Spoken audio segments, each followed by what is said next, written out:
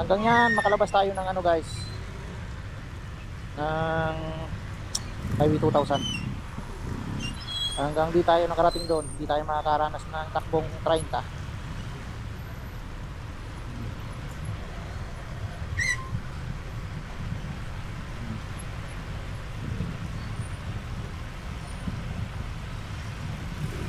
Oras natin 6:08. Alis tayo ng office 5:30. Natatakbo pa lang natin 2 kilometer. Kalahating oras na tayo.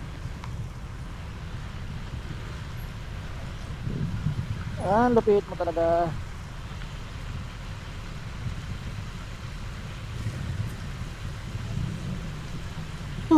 Ay, nako, sarap nang matulog. Pagdating sa bahay, hindi naman naantok eh.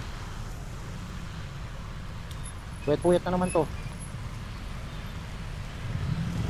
Bigay ka naman kuya ng kaunting daan.